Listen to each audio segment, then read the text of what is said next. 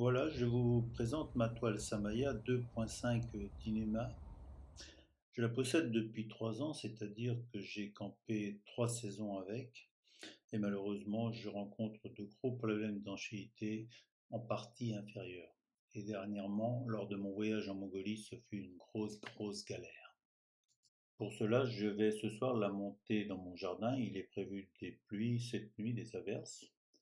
Et demain matin, nous verrons le Voilà, résultat. notre toile est passée pendant une nuit sous la pluie complètement. Il a bien plu cette nuit. Nous allons maintenant ouvrir la fermeture éclair et regarder un peu ce qui s'est passé à l'intérieur. On voit bien les traces d'eau à l'extérieur. J'ouvre la moustiquaire et après je regarde et effectivement à l'intérieur nous voyons bien les traces d'eau. Après une nuit, la toile est toute trempée. Vous voyez ici l'eau qui s'est écoulée vers la pente. Ici où ça restait au bord. Ici, on voit très bien l'eau qui coule. Le plancher est complètement trempé. Alors, quand vous campez, eh bien, tous vos matelas, tous vos sacs de couchage prennent l'humidité ou sont trempés également. On voit également les gouttes qui sortent au niveau de la couture. Elles sont ici. Ça soigne partout sur cette partie grise que Samaya appelle le dynéma, qui est un tissu qui ne résiste apparemment pas au frottement. C'est pour ça qu'il faut absolument utiliser le tapis de sol. Mais bien que j'ai toujours utilisé le tapis de sol,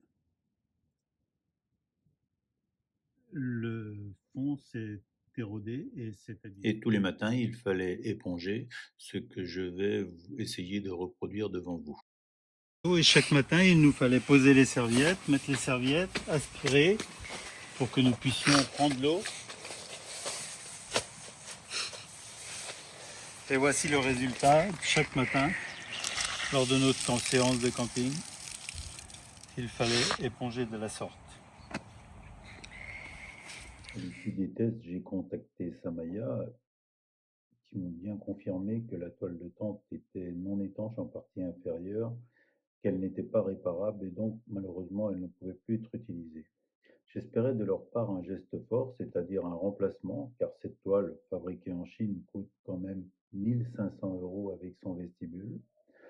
Malheureusement, j'ai seulement eu une proposition de moins 20% sur le site qui faisait déjà moins 30, ce qui en réalité est un très faible prise en charge. Pour cela, donc, j'ai refusé. Au final, je n'ai pas trouvé d'accord avec la société Samaya et j'ai même reçu un mail me demandant de ne plus les contacter ni par mail ni par téléphone, ce qui effectivement par la suite s'est confirmé puisque je n'ai jamais pu de nouveau les rejoindre. Voilà, merci. Voilà, amis internautes, j'espère que ma vidéo vous aidera et pourra vous orienter pour votre choix lors de votre prochain achat de toile de tente. Merci, à bientôt.